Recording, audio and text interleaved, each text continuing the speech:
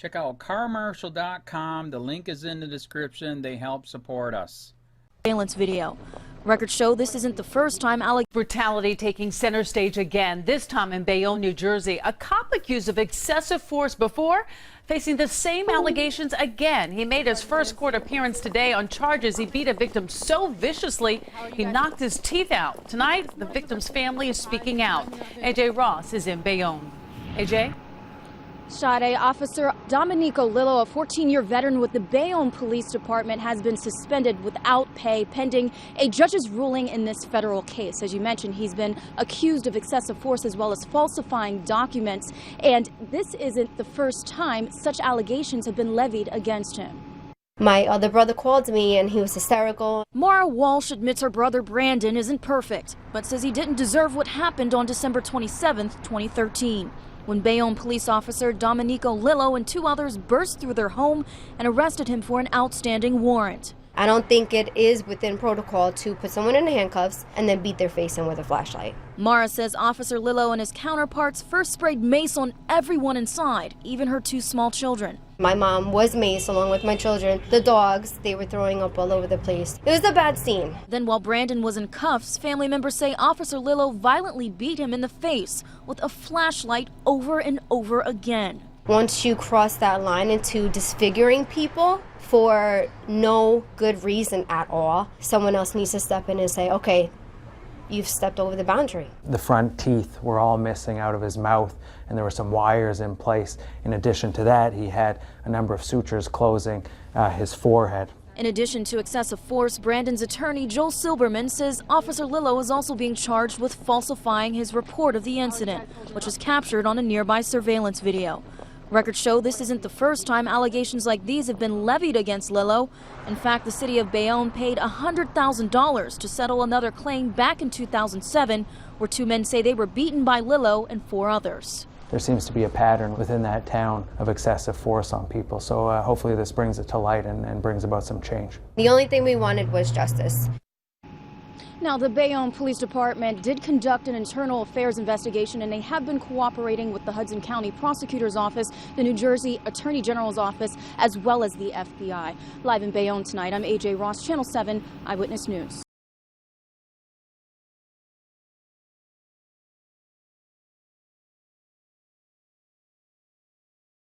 Cop pleads guilty disfiguring handcuffed man with a flashlight, pepper spraying kids. A New Jersey police officer pleaded guilty to beating in a man's face with a flashlight and having his fellow officers help him cover up the video evidence of it. By Matt Agarist, January 29, 2018. Bayonne, New Jersey. Officer Domenico Lillo of the Bayonne Police Department in New Jersey was actually raided by FBI agents and arrested in connection with a 2013 case of police brutality. With so much compelling evidence against him, Lillo pleaded guilty. However, the court is taking their time in the sentencing. Lillo was scheduled to be sentenced on Thursday, but the U.S. Attorney's Office extended the date until March 5. To lessen his sentence, Lillo agreed to testify against a fellow officer. Ironically enough, the fellow officer's only crime was covering up for Lillo by falsifying records and hiding the assault. It was my understanding that, when the incident report was written, the flashlight strike would be omitted, Lillo told the jury in his fellow officer's trial last month. Advertisement. The raid took place in 2015 and was highly unusual for a police officer. After a federal grand jury in Newark returned an indictment charging him with deprivation of civil rights under color of law and falsification of records, police swarmed Lillo's house. After having been armed and active on the force for over a year after the incident, thanks to his fellow cops covering for him, Lillo was busted and brought to justice. On December 27, 2013, around 4:50 p.m., Lillo along with two other officers from the Bayonne Police Department went to an individual's home to execute an outstanding arrest warrant. Count 1 in the indictment stated that while acting under the color of the law, Lillo struck the handcuffed victim, who was not resisting arrest, with a flashlight, resulting in bodily injury. According to a lawsuit filed by the victim, the other officers stood by and did nothing to stop the attack. The officers also allegedly pepper sprayed both the victim and his mother, hitting grandchildren in the process, causing her grandchildren and other relatives to get sick.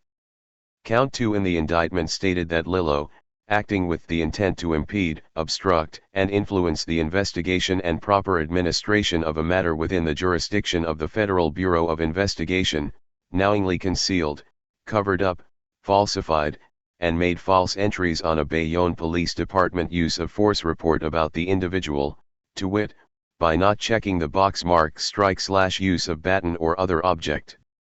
This was something that you knew sooner or later was coming. And when you're going to do something like that, this is what gives all police officers a black eye, Bayonne's mayor, Jimmy Davis, a former police officer, told NJ.com at the time. Lillo can be seen in video footage striking his victim, Brandon Walsh, with a flashlight 3 different times. The footage shows Lillo hit Walsh in the forehead with his flashlight in clear view of Stiles and Wade, who were also escorting Walsh away from the scene. "I was aggravated, upset," Lillo said during his testimony as to why he beat the handcuffed man. He then went on to use Walsh's injuries as a warning to others during the trial, telling the jurors, "Look what happens when you fuck with us." Before permanently disfiguring a man with a flashlight, the officer was sued for excessive force, which resulted in a $100,000 settlement for the victims, but not enough evidence to fire him. In 2007, the city of Bayonne paid a $100,000 settlement in a lawsuit that was filed by 2 men who reported that they were brutally assaulted by police while leaving a bar. The lawsuit claimed excessive force, malicious prosecution, wrongful arrest, failure to intervene, deliberate indifference, deprivation of property, deprivation of due process, and conspiracy, NJ.com reported. The suit alleged that an officer maliciously assaulted one of the men, beating, kicking and throwing him to the ground while cursing at him as Lillo tackled the other man and punched him repeatedly in the face and head. The sister of the man Lillo was assaulting was pleading for the officer to stop the beating, and when she tried to intervene, Lillo reportedly kicked her.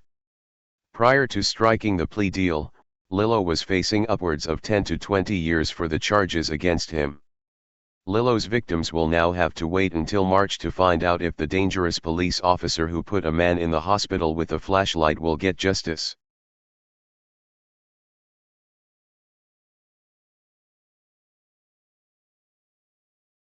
County, this is Charlotte County Cop Watch, and I wanted to explain what fair use is. You can use pieces of news articles if you're doing it for news reporting, you have commentary, and you're doing it for education purposes. So that's what fair use is, as you can see right here. Another reason why I wanted to make this video is to let you know I have just joined with Patreon. A nice thing with Patreon, I make no money on YouTube. They took the money away years ago, and so this is another way to give, and it's a nice thing too, because you can give monthly. You can give $1, $5, $10, whatever. I do 4 to 5 hours a day on trying to wake the sheeple up on how corrupt it is and different ways that you can fight the corruption. So Patreon is a way that you can do it, and then of course the old way is still there. Donate to Sheriff County Cop Watch with PayPal or credit card. So keep that in mind. 4 to 5 hours a day. I make no money, but the corruption happened to me and I'm sick of it, so I'm trying to wake people up.